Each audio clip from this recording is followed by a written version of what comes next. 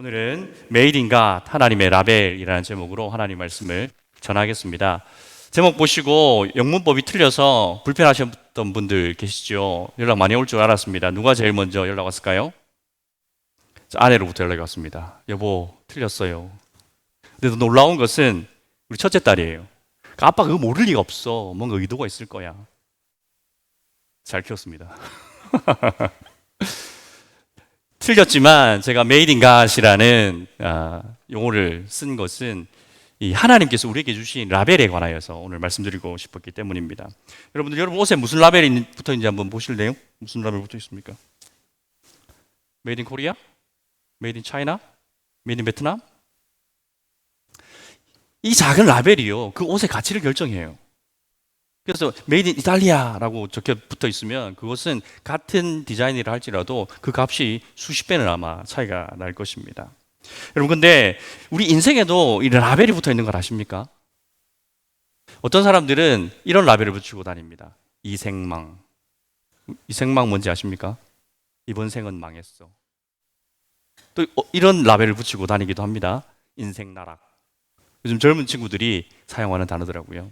그런데 하나님께서는 우리에게 그런 세상의 라벨이 아닌 하나님께서 우리를 창조하셨다는 창조의 라벨을 붙여주셨고요.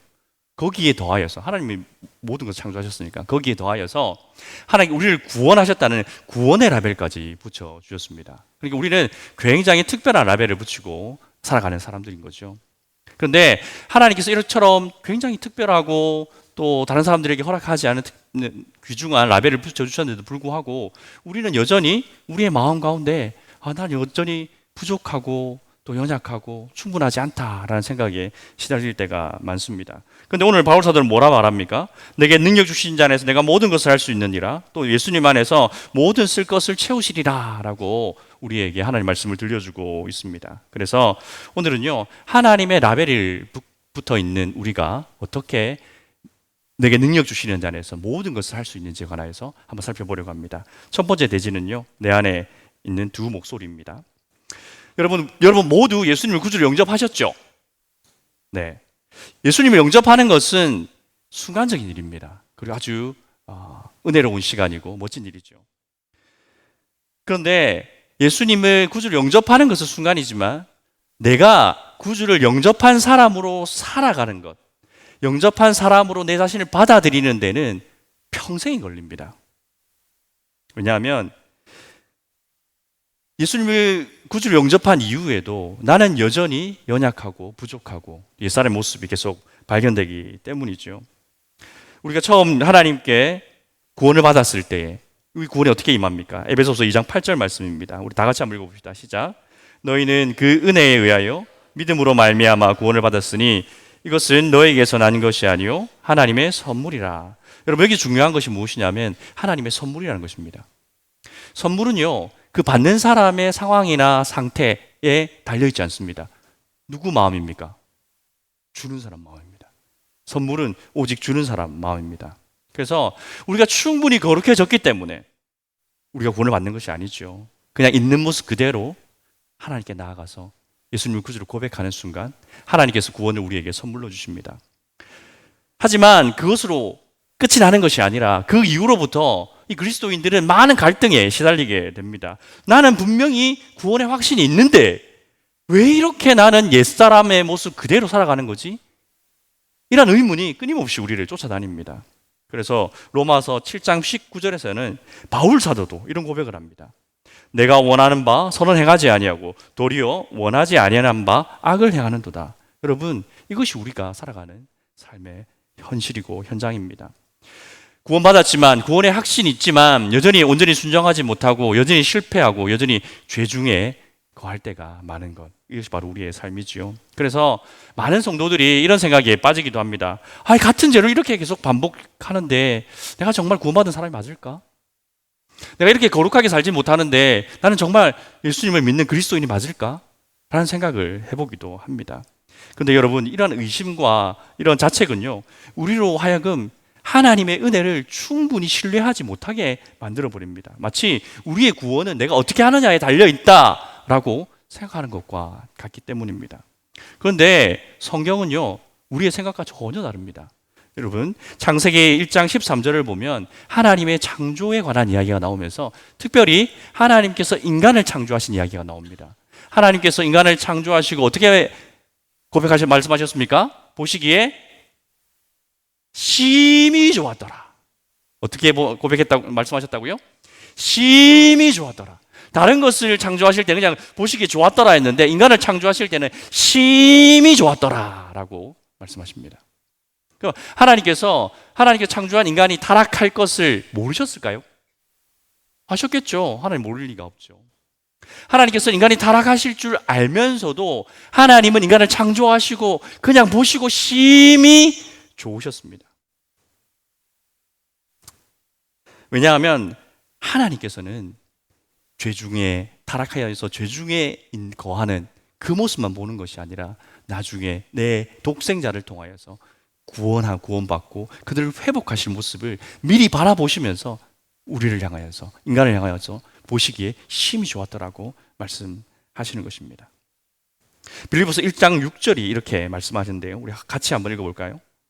너희 안에 착한 일을 시작하신 이가 그리스도 예수의 날까지 이루실 줄을 우리는 확신하노라. 아멘. 여기서 주목할 것은 시작하신 이와 이루실 이가 같다라는 것입니다. 하나님이 구원을 시작하셨고 하나님께서 구원을 완성하신다라고 우리에게 말씀하고 있습니다.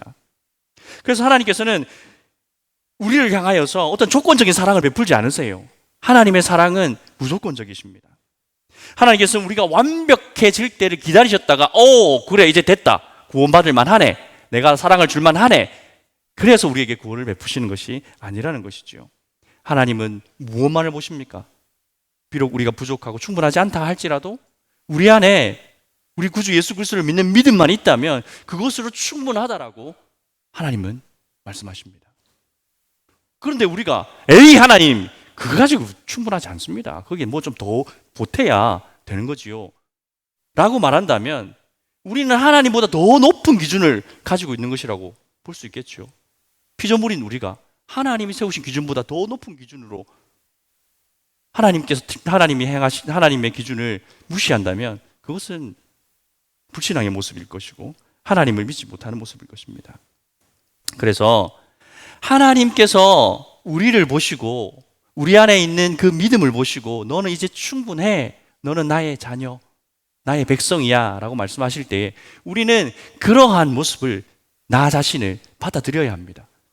새롭게 변화된 나의 모습.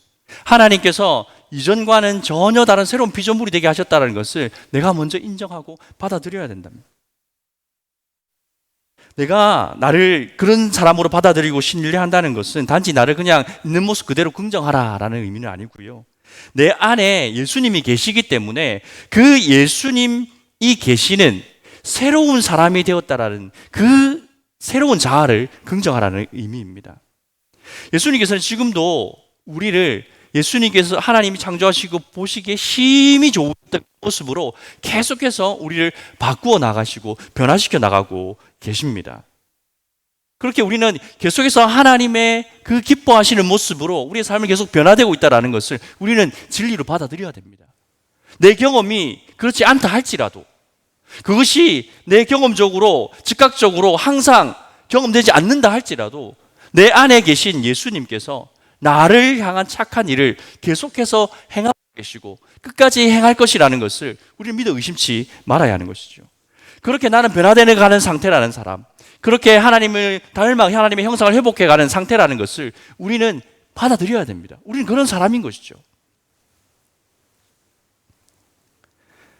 주변에서 충분하지 않아, 더 해야 돼, 뭔가 더 보태야 돼 라는 목소리가 들려올 때 또 그 목소리를 긍정할 수밖에 없는 나의 무능함, 나의 부족함, 나의 초라함이 느껴질 때가 있죠.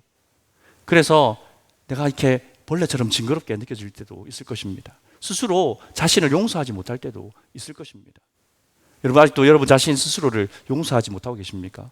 하나님께서는 용서하셨는데 여러분은 나는 나를 용서하지 못한다면 그것이 어떤 참된 믿음이라고 말할 수 있겠습니까? 여러분 나비가 어떻게 생기는지 아십니까? 나비 처음에 어떤 모습을 하고 있죠? 애벌레잖아요. 벌레.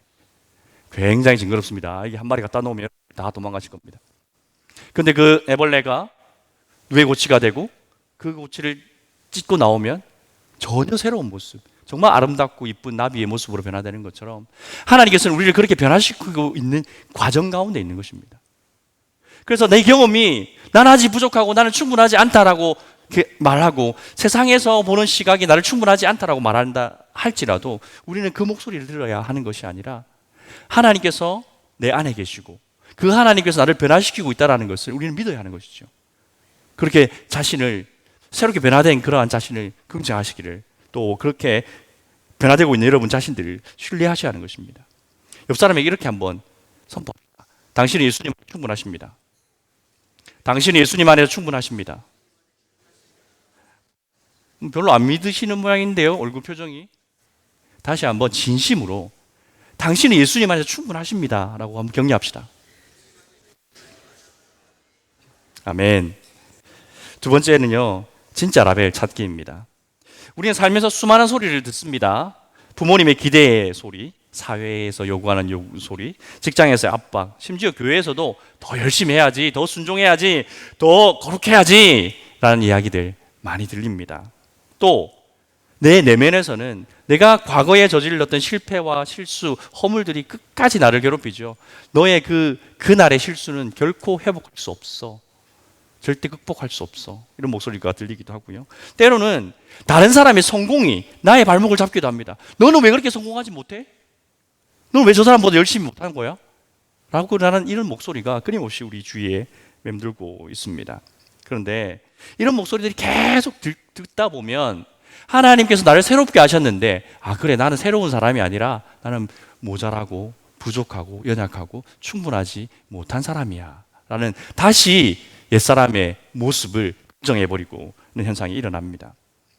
그래서 이럴 때에 우리가 자신을 향하여서 질문을 던져야 됩니다. 어떤 질문이요? 나는 누구의 목소리를 더 중요하게 귀담아 듣고 있는가? 요한복음 10장 27절에서 예수님께서 이렇게 말씀하셨습니다. 내 양은 내 음성을 들으며 나는 그들을 알며 그들은 나를 따르느니라. 예수님은 우리가 들어야 할 목소리가 뭐라고 말씀하십니까?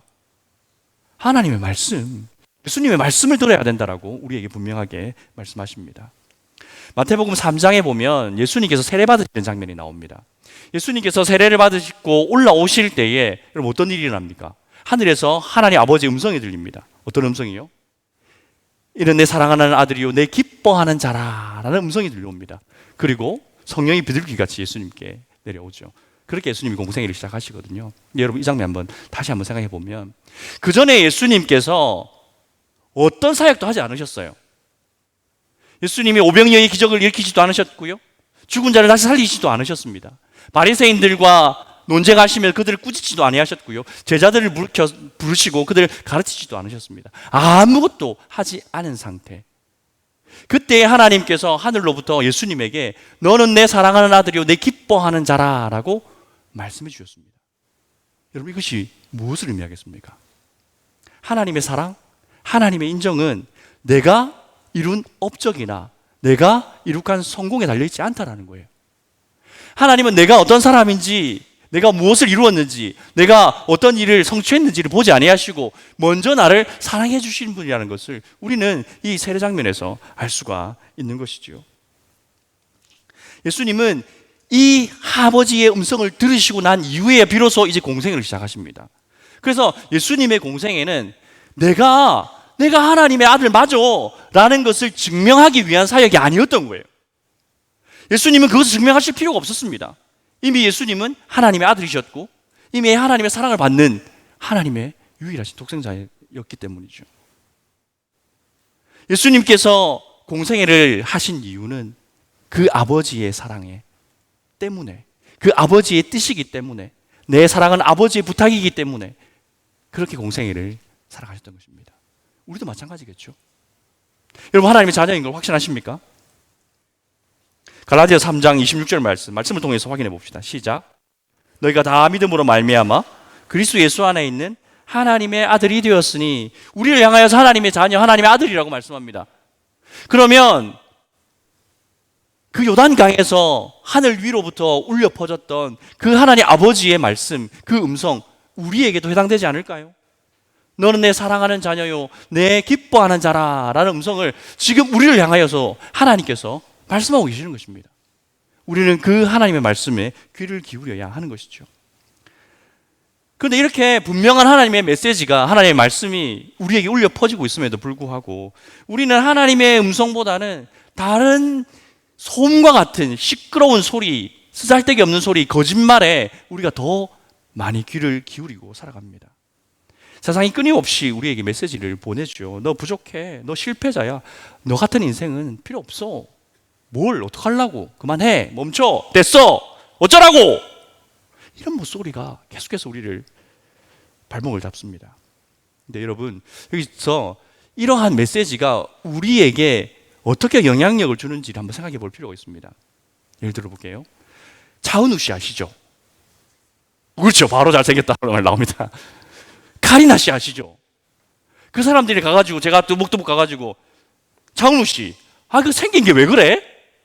카리나 씨, 그 생긴 게 왜 그래?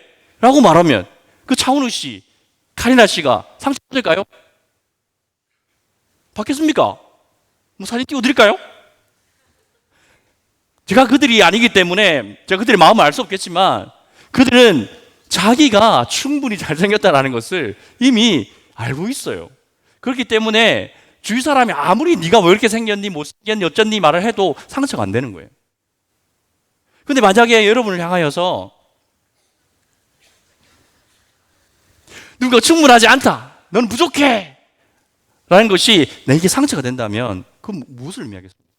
내 안에 스스로 맞아요, 저는 부족해요, 나는 충분하지 않아, 나는 모질이에요, 나는 그런 사람이에요, 나는 찌질이에요, 이런 마음이 있기 때문에 그걸 이렇게 들추어내니까 긁히는 거예요. 요즘 표현 말로 확 긁히는 거예요.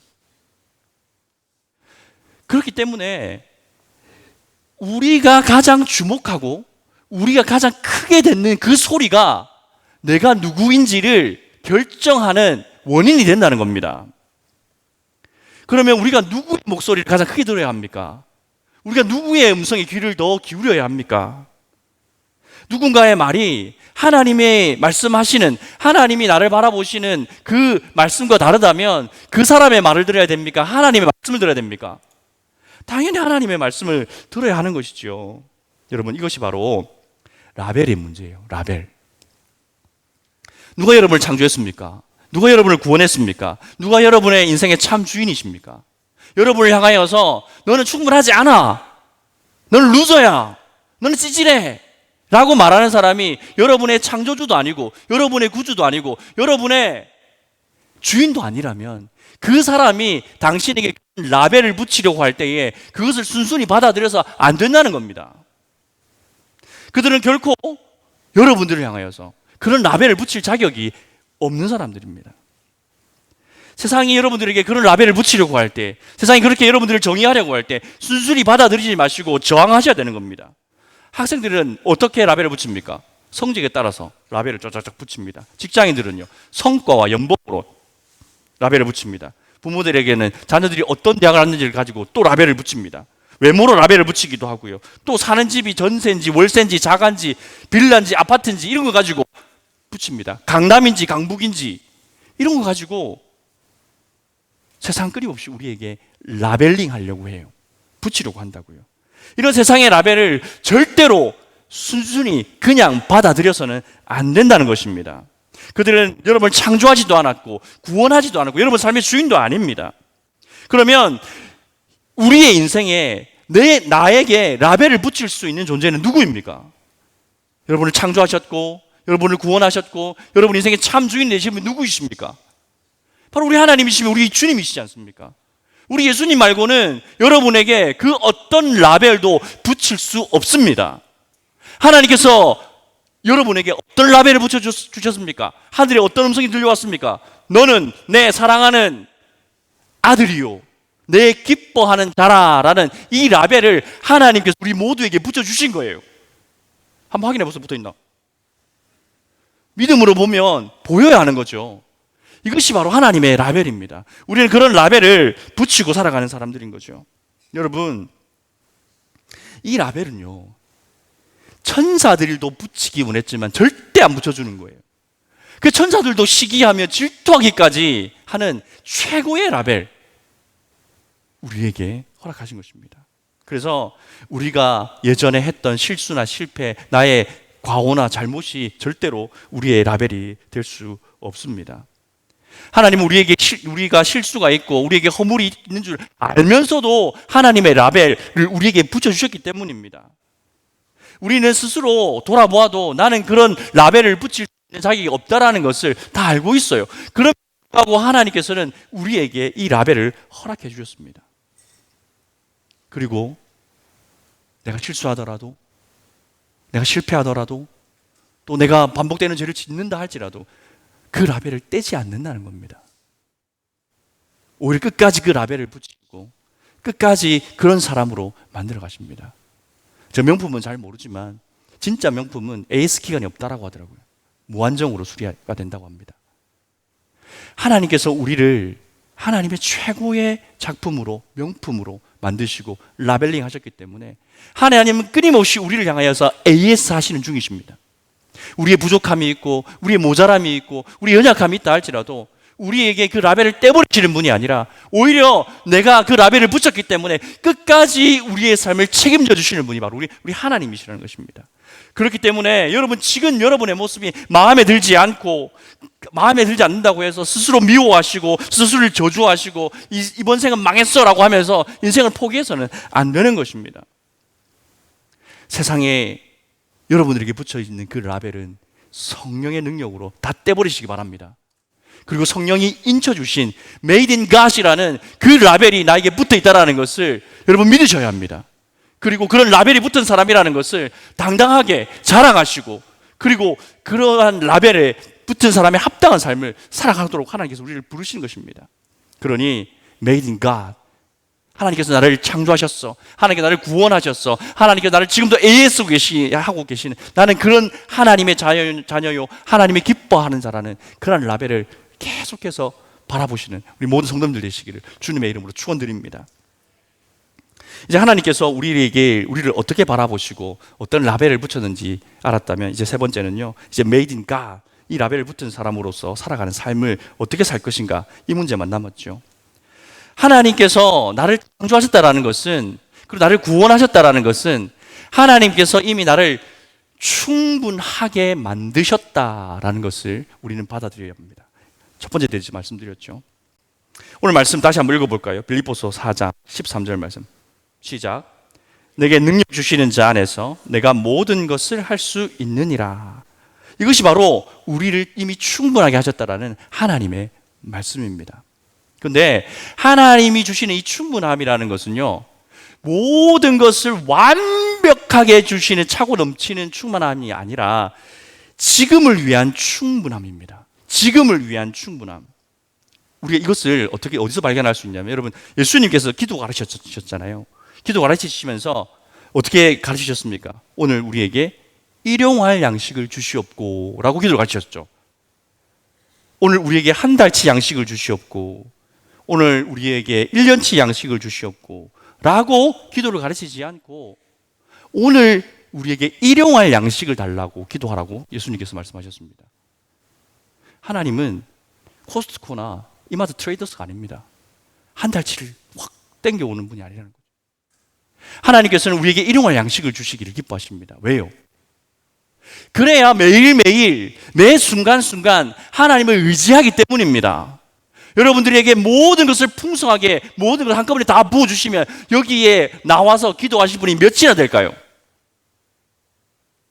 하나님은 매 순간 매일매일 당신을 의지하고 당신께 기도하고 당신만을 바라보며 살아가도록 우리에게 일용할 양식, 지금을 위한 충분함을 우리에게 허락하셨다는 것입니다. 그런데 우리가 이렇게 매 순간순간마다 부어주신 하나님의 그 충분함이 있음에도 불구하고 우리가 이것을 잘 누리지 못하는데, 그것의 가장 큰 장애가 무엇이냐면 바로 완벽주의예요. 완벽주의.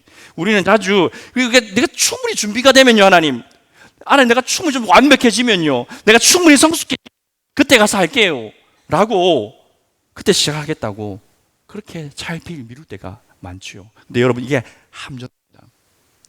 여러분 성경에 나오는 인물들 보십시오.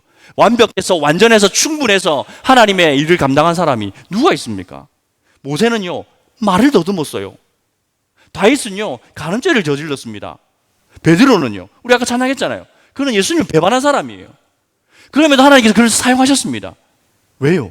그들이 완벽해서 완전해서 실수가 없어서 그들이 허물이 없어서? 아니에요. 하나님께서는 그들의 믿음을 보신 거예요. 이 친구들이 나를 믿는 그 믿음을 보시고 하나님의 일을 맡기시고 그 하나님의 일을 행하시도록 하나님께서 역사하신 것입니다. 그래서 충분한 삶은 완벽한 삶은 아닌 겁니다. 그것은 충분한 삶이라는 것은 매일매일 우리가 조금씩 성장해 나가고 있다는 그 과정을 믿는 믿음인 것이죠. 여러분 운동하시나요? 저는 아침마다 운동합니다. 처음부터 100kg 바벨 들 수 있나요? 가가지고 트레이너한테 나 100kg 들고 싶어요. 한번 원판 좀 꽂아줘 보세요. 그러면 트레이너가 그러실래요? 100kg 원판 꽂아줍니까? 절대 안 꽂아줍니다. 뭐부터 시작할까요? 원반 다 빼고 빈봉부터 시작합니다. 빈봉. 그 중량이 아무것도 안 될 빈봉. 그것도 한 20kg 됩니다. 무겁습니다. 그거부터 시작하는 거예요. 그러면서 10kg 더 하고 또 10kg 더 하고 10kg 더 하고 그렇게 운동을 배워나가고 근육을 키워나가는 거거든요. 영적인 성장의 과정도 마찬가지입니다.